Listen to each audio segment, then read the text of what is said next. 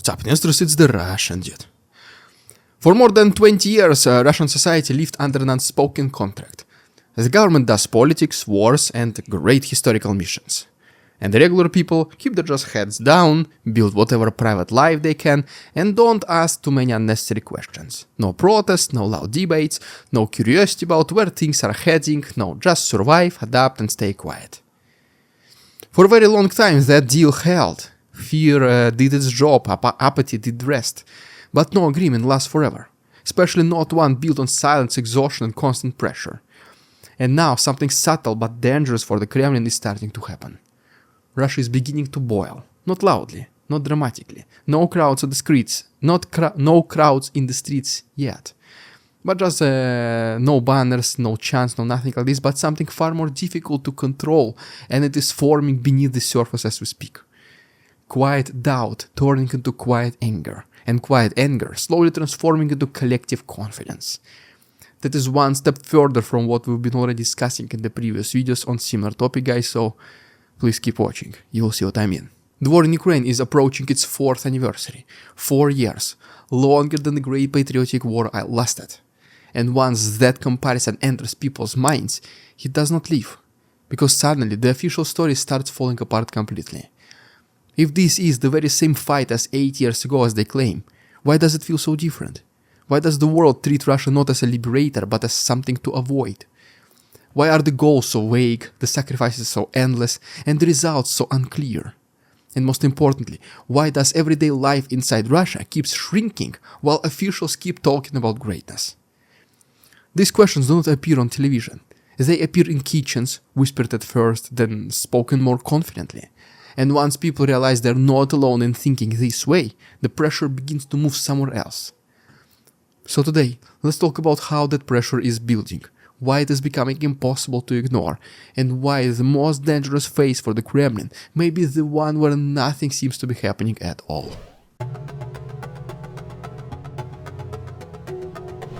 The Kremlin loves history, or rather it loves a very specific, carefully edited version of it. The Great Patriotic War is the crown jewel, the ultimate reference point, the sacred story that explains everything and excuses everything. Which, by the way, is how Putin calls the Second World War, the Great Patriotic War. And, well, according to him, it started in 1941. I can only wonder why.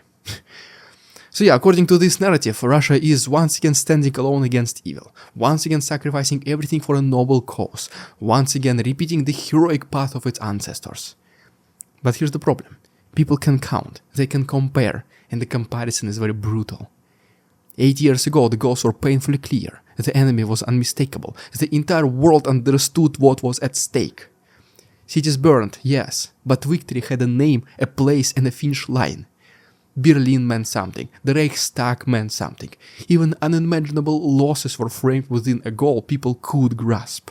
Now just fast forward to today, ask an average Russian what the war is actually for, and the answers will be extremely very different.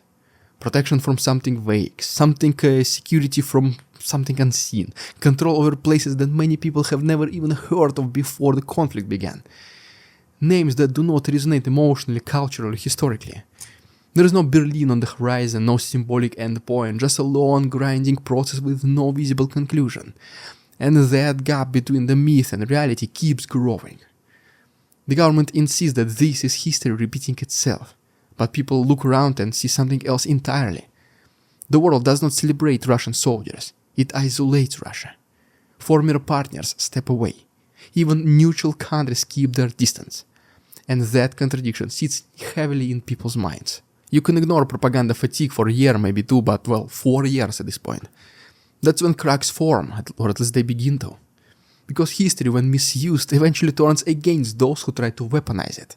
And once people stop believing the story, they start looking for explanations elsewhere.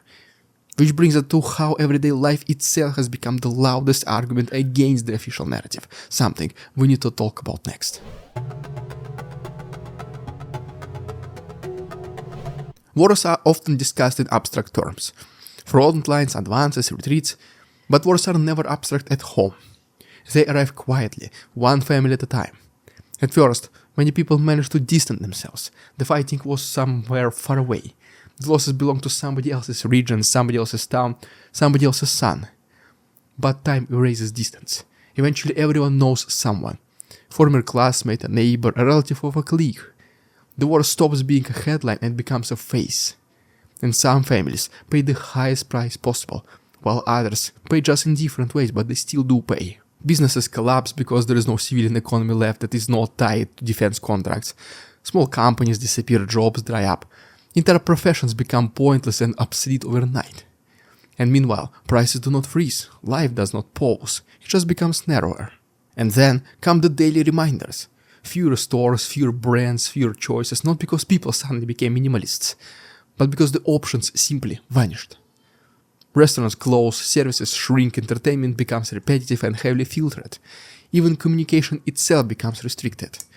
Messaging apps disappear one by one. FaceTime, WhatsApp, Telegram.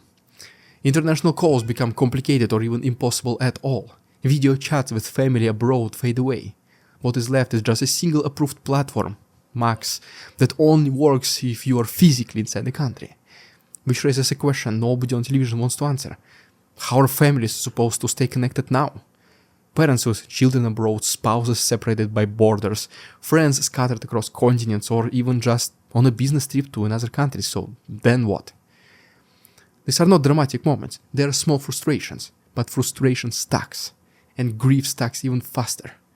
Every inconvenience becomes a reminder that life is getting smaller, not greater, that sacrifice keeps being demanded but never fully explained. And when people start connecting these dots, loss, limitation, uncertainty, they begin asking the most dangerous question of them all. How long is this supposed to continue? And if nobody can answer this question, well then maybe the real issue is not endurance, but something else entirely.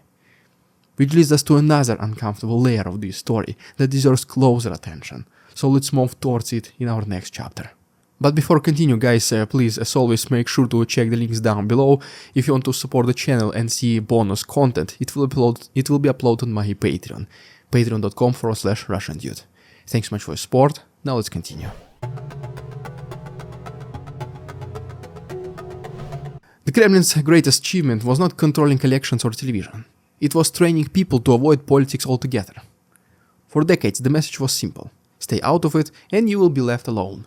Politics is dirty, dangerous, pointless. Your job is to just live quietly and not attract attention. This approach worked, unfortunately, and surprisingly well. Fear does not need to be constant to be effective. It just needs to be remembered. It just needs to exist. People learned which topics to avoid, which jokes not to repeat, which opinions to just keep locked away to themselves. Silence became second nature. But fear, once again, has a limit. And that limit is reaching when silence no longer guarantees safety or stability. When people follow all the rules and still feel poorer, lonelier, and more restricted, fear begins to lose its power. Because, well, if nothing improves, what exactly is being protected? What to be afraid of anymore even? A job that might disappear anyway, a future that feels increasingly hypothetical. So at some point, silence stops being a shield and starts feeling like complicity in your own decline. That is when internal resistance forms. Not rebellion yet, just internal resistance. The decision to stop pretending that everything makes sense. People don't announce this shift, however. They do not post it online, they just whisper it. They test it. They say something slightly critical to a trusted, very close friend, and just wait for the reaction. And when the reaction is not shock or rejection, but agreement, something clicks. That's when fear starts changing shape. It does not disappear, it just gets shared. And shared fear slowly turns into shared confidence. This is the moment, the precise one, the Kremlin fears the most, because it cannot be legislated away. And once it begins, it tends to move quietly but steadily, which brings us directly to the most important part of today's story. Revolutions do not start with crowds, they start with conversations. Kitchens are more dangerous to authoritarian systems than public squares, because kitchens are private, honest, and repetitive. People return to them every night. In Russia right now, those conversations are changing. People talk more openly with their closest circles, not loudly, not emotionally, just honestly. They admit doubts, they admit exhaustion, they admit that they do not believe the story anymore. At first it does feel isolating, and then someone else says exactly the same thing, then another person, another one. And suddenly a person realizes that they are not strange, ungrateful, or alone. They're just a part of a majority that simply never realized it was a majority. Small groups form, informal, trusted at first, nothing that looks threatening from the outside. But then they grow, and each month more people join the mental shift, even if they never meet physically. Confidence spreads faster than fear ever did. This is not a call for chaos, it's not a prediction of immediate upheaval. It is something slower and in many ways more inevitable. A society that no longer believes, but has not yet decided what comes next. The Kremlin still, however, relies on fragmentation, on people thinking they are isolated in their doubts. And once that illusion breaks, everything changes. Strength is not about courage alone, it's about numbers. And Russia does have the numbers, millions of them, hundreds of millions. They just have not fully realized it yet. Silent rebellion does not announce itself, it waits. And if ignored long enough, it stops being silent. What we're watching unfold is not a sudden collapse or a dramatic explosion. It's a pressure building inside a sealed container. History myths that are no longer fit, sacrifices that no longer feel justified, lies that keep shrinking instead of expanding, and fear that slowly loses its grip as people realize silence has not protected them after all.